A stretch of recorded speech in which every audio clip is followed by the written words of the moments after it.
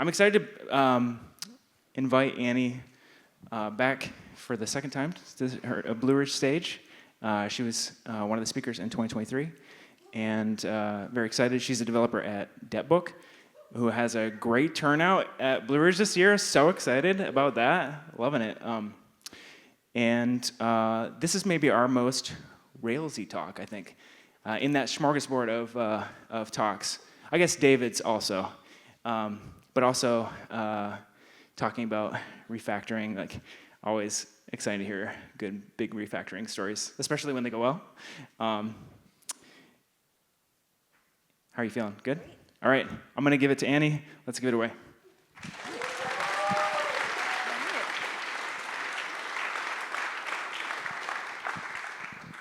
Hello. All right, here we go. Hi, I am Annie. Hi, Annie. First, huge thank you to Jeremy and Mark and Joe and everyone else who's worked so hard. This conference is such a good time, and I really appreciate it, and we're all very grateful for all the hard work. I work at DebtBook with all those people, and that's where you can find me. Love Ruby. I was a consultant for a long time, so I've written a lot of different languages, frameworks, all kinds of stuff. And Ruby is just so nice and cozy, and it does, you know, you're working in Ruby, and it just feels like it wants to help you, you know? TypeScript does not want to help me. But Ruby wants to help me. And honestly, I feel like a lot of that's the community, too. I feel like it's the language and the community, and it kind of all fits together. So really happy to be here, and really happy to be writing Ruby regularly, and happy to be here talking about it. All right, after the really fun show and the really fun technical difficulties, I've decided to start us off on a downer. I have a confession. I have many long-running branches with half-finished refactors that have gone nowhere. Anybody else? Oh, good. All right. How about this? I have many tiny new patterns and refactors that I wanted to start, and they actually got into the app, and now they're sitting over in a corner, just a little different than everything else for no apparent reason. Anyone else? Yeah. All right. Now that we have AI, I wonder if we can get all the way up to, I have half rebuilt major parts or even entire applications using AI, and that is sitting on my laptop doing nothing. And I know I'm not the only one. So why is this, right? Like, refactors, sometimes, like, there's so many we want to do. I'm sure if any of you are working right now, you can think of 10 in your head immediately, where you're like, man, if I could change this, if I could clean this up, if I could fix this, if I could rewrite this, right, it would really have a big impact. And that's what I want to talk about today.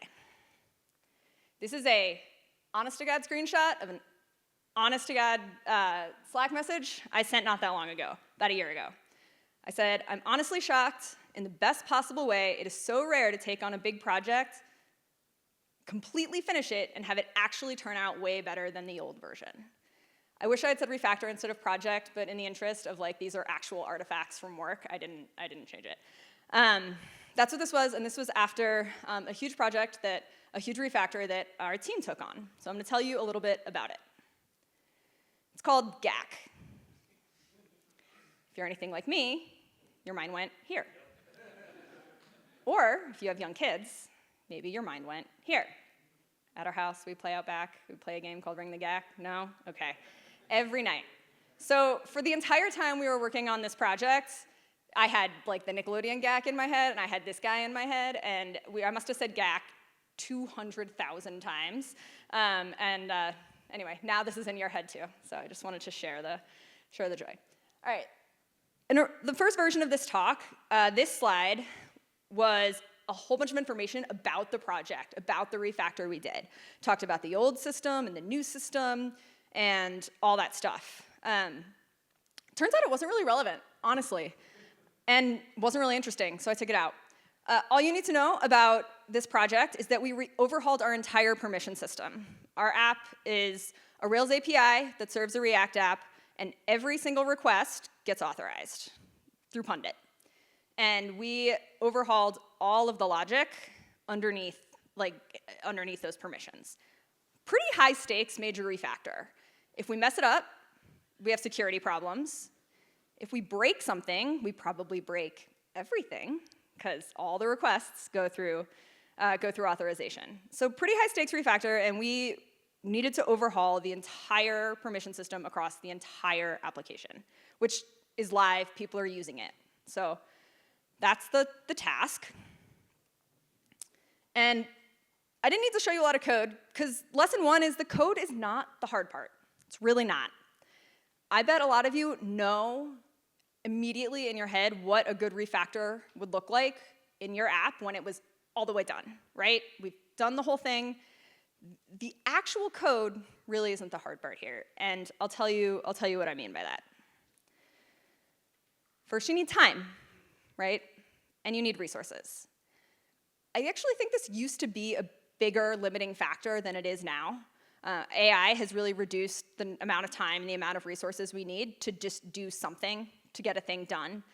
But it's still a factor. If you can't get a refactor on your roadmap, if you can't make yourself have time to do it, if you can't whatever, it's not going to happen.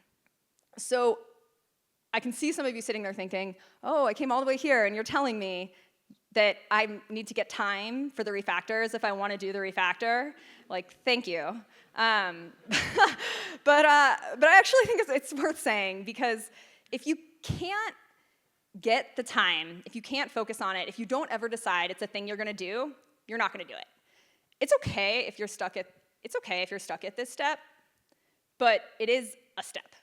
And with refactors, I think they're different from feature work, because with feature work, usually there's some outside pressure clamoring to get that done. You got a client, you got a customer, you got someone in product, like, come on, like, I need this thing yesterday. And if you're fighting for time and resources, that feels sometimes more important than some engineer being like, what if we clean this up over here? Like, it doesn't have the same ring. So I think it's important to realize that there is a big difference between refactors and feature work in this. It needs a champion, and often in a refactor, that's going to have to be an engineer. And that might not be something that you do all the time, but it is something that you will have to do in order to get time and resources to do refactors. So I know we all know this, but I wanted to say it anyway. You also need a plan for the code. Again, not necessarily the hard part, but it needs to be done. I actually think this has gotten more important with AI, because probably that plan is going to get implemented very quickly. So if it's bad, then you're going to have bad code, which is not what you wanted out of your refactor. So in our case, Shireen planned out all of GAC, and shout out Shireen, absolutely knocked it out of the park. Like, the thing that we ended up doing, like shipping a year later, was really pretty much dead on what she designed, which does not always happen. So we did have a good plan for the code. But you also need a plan for the project. How are you going to get it done? How are you going to get it shipped? And that's actually what most of this talk is about. How do you get it done? It's going to lead me right into lesson 2. And I will die on this hill. If you take nothing else away from this talk, take this. If you don't know how you're going to ship it, you probably won't.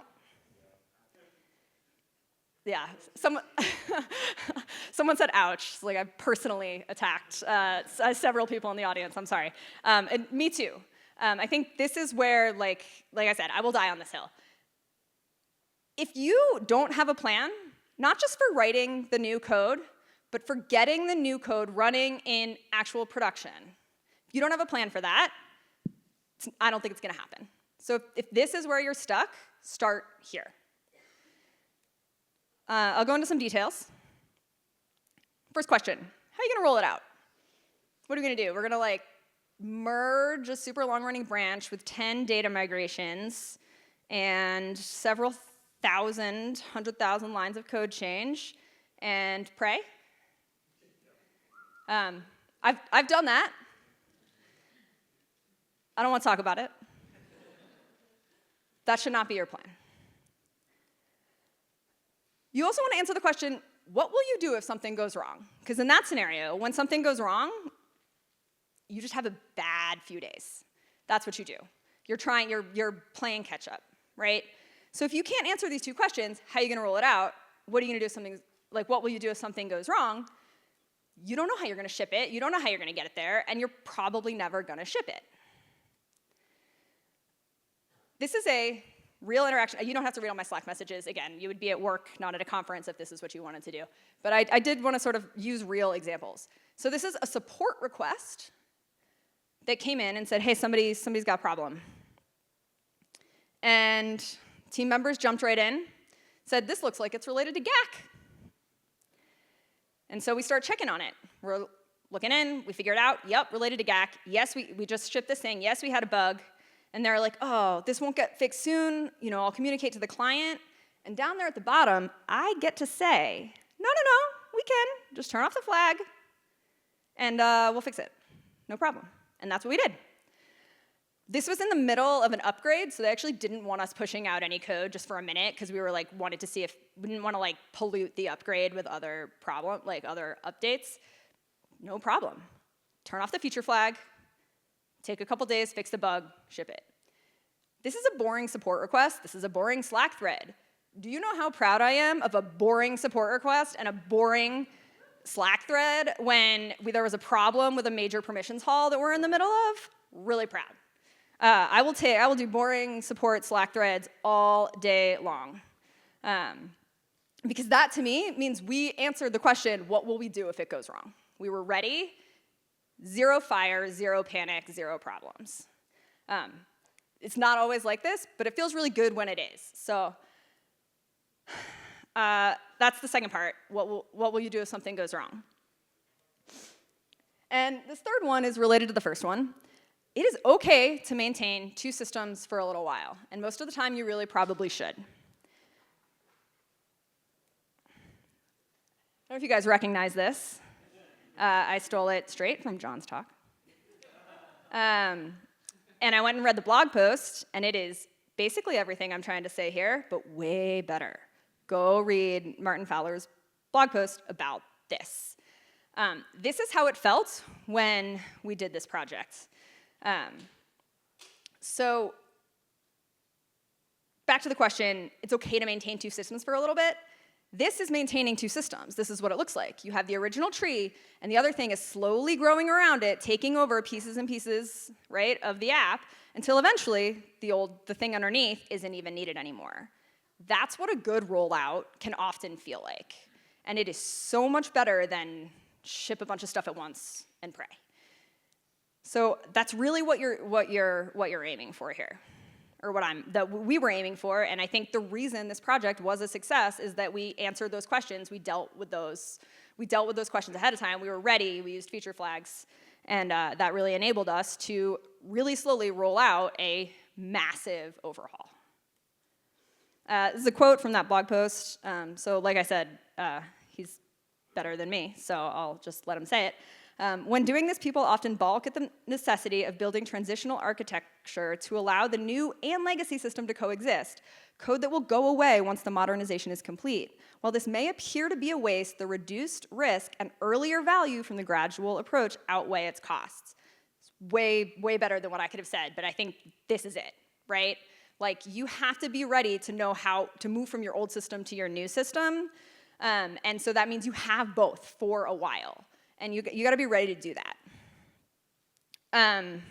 Again, don't need to read all this stuff, but basically, this is a bunch of work we had for just one little piece of this refactor. And if you look at it, it's setting up a feature flag, it's syncing data, it's backfilling data, it's then testing with the flag on, and then flipping the flag on. Most of the things on this checklist are not writing the new refactored code. Most of the work for this overhaul was the shipping part, right? The making it work with the old system, the ability to turn on that feature flag. You will have to write code to do that work. You will have to have communications to do that work. This is an example of that kind of communication. Hey, here's a progress update. We have started syncing the old data and the new data together. We've started backfilling the old data with the new data. once the backfill is merged, then we're going to confirm everything backfilled properly, and then we're going to start converting all the things to use the new data. All this communication, all this coordination was about the shipping part. It's not really about the code. This is how we ended up doing it over the course of our app. This is using feature flags. I think in John's talked about like a proxy layer where you're like redirecting to another one for parts of the app. There's lots of ways to do this, and it'll depend on your particular situation, but this was our system. Make a flag, sync the old and the new data so they're both being maintained at the same time, backfill all the new data, put all the new code behind a feature flag, test thoroughly with the flag on, and then flip the flag on in prod. The whole process of shipping a part of this overhaul was flip the flag on. What feels really good about that is that when something goes wrong, the whole process of dealing with a problem is flip the flag off. Takes 1 second, anybody can do it, and I don't have to spend the day explaining why, like, you know, our team broke our app. We can just go fix it with the flag off, turn it back on, move on with our lives. This is the other side of that, right? So that support thing comes through. I go over to the channel where we're managing this project, and I'm like, hey guys, the flag is off. And they're like, cool, no problem. Which again, like I will, you know, boring Slack threads all day long. That feels really good when you're making a big change. At least it did to me. All right, that leads us into lesson number 3. Break it up into small, shippable peaches. Break it up into small, shippable pieces. This is pretty important. You're not going to do it all at once. If the goal is to do it all at once, then you're probably not going to, then, you know, you have one chance to get all the way there, and if anything distracts you along the way, you don't make it. So my notes on this are small, shippable, got to be able to ship it, got to ship the small piece. Testable, that's what we needed. That may or may not be what you need, but often I think to get something through in an organization, it needs to pass testing. Somebody needs to say, yes, you guys got it, let's turn this on. Pieces. I don't actually have a lot more to say about the small pieces. Those are the notes there. But again, that's what this looks like, right? It's one little piece at a time. You're slowly taking over the functionality of the old system until the old system isn't really needed anymore. This is a partial list of all the epics. So each one of these epics probably had 10, 15 issues in it. These are all the epics that had to do with this overhaul. And so our app has lots of like kind of different sections, and we had lots of different like levels of access, and we broke it up into one level of access and one section at a time. And once we got good at it, we were able to sort of wash, rinse, repeat this pattern. Sync, backfill, write the new code, test it, turn on the flag, and then move on to the next one. This is partial list. There were more epics than this. Lesson number 4, don't get distracted. Obviously, like always, right? But I actually think this is like specific to refactors because it's an engineer-driven change, usually, right? So once you're in refactor mindset, you're like, I'm gonna fix this too. Ooh, like I could clean this up too. What if I do this too? And like, I get it and I do it, but here's the thing, like, you might miss, right? You could miss if you do that. If you try to overhaul too many things, any one little thing that one of those things broke is now slowing down your progress on the main, the main goal. Like, you've already won. You're already doing a real refactor. It's happening. Like, don't mess it up, right? That's what this is. So I'll go through these one by one. Be vigilant about what you are not doing. This is going to seem obvious, but honestly, it is extremely powerful. Before you start one of those little shippable pieces, right, say what you're not doing. What we're doing right now is this. What we're not doing right now are these things.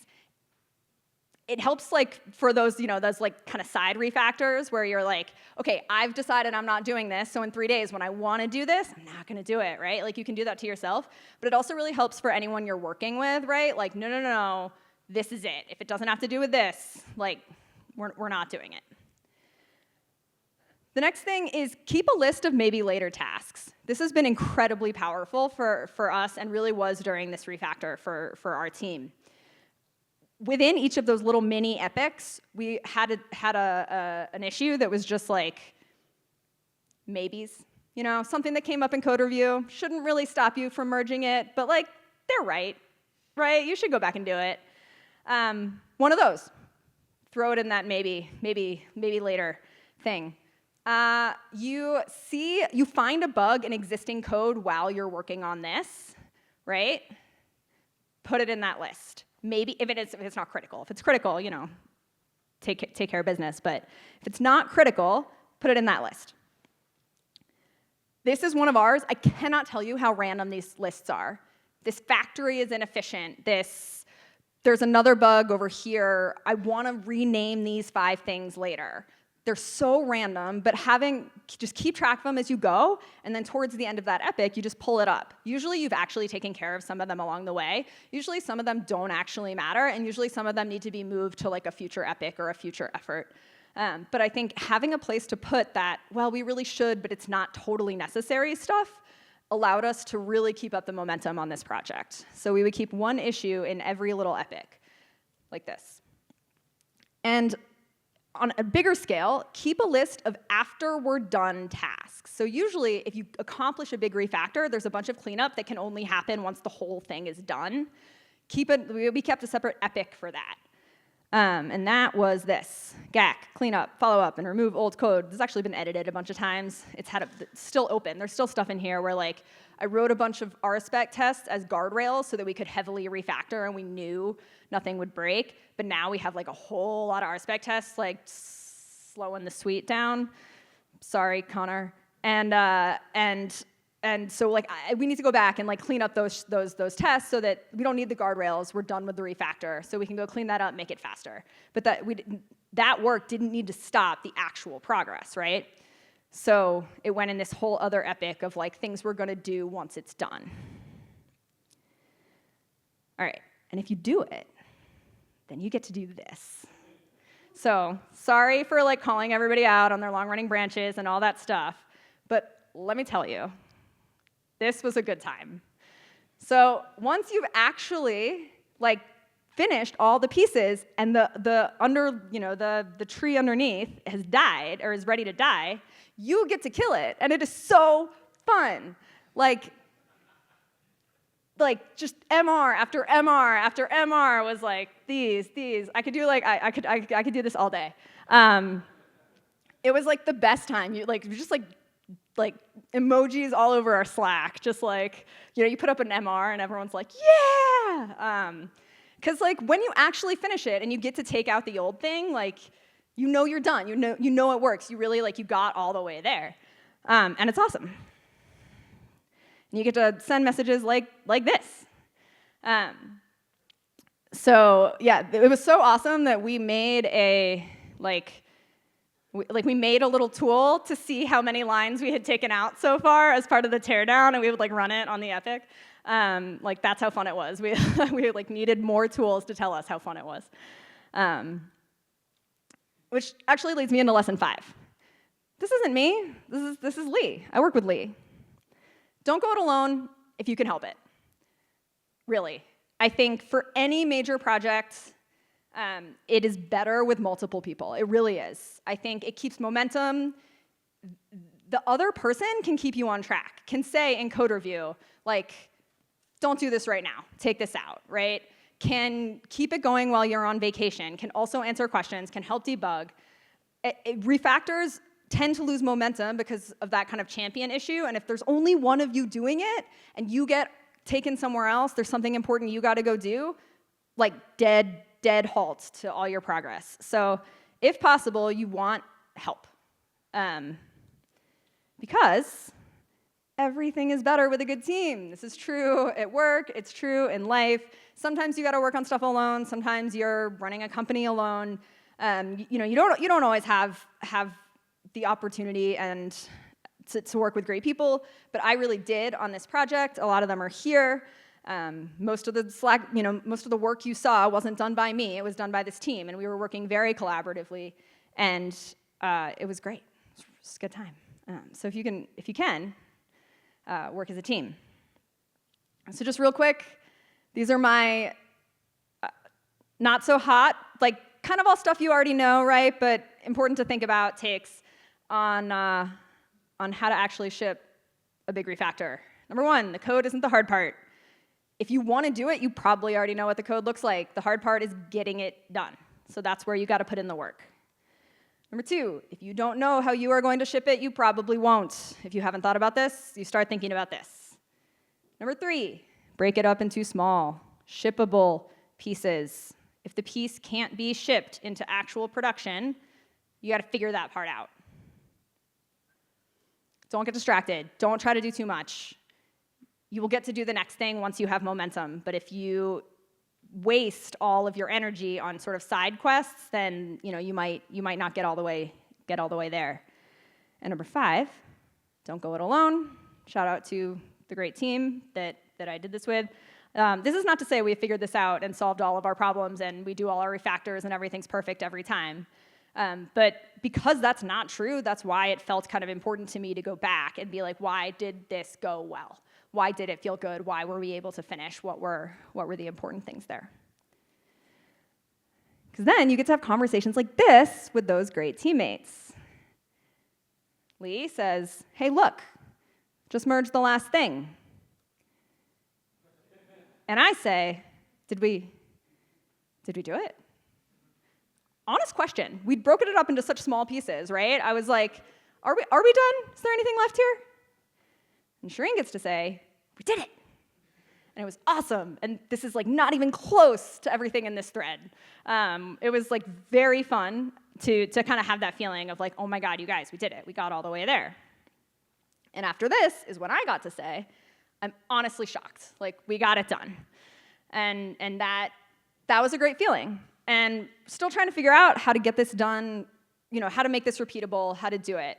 But I really think, one, everyone should go read Martin Fowler's blog post. It's most of this stuff, but like much kind of better. And two, I think like if I've inspired anyone to kind of go think about what is that thing that you really think would make a difference and maybe make some progress on it or figure out how to get it done, then I think it's been a good day. Thanks.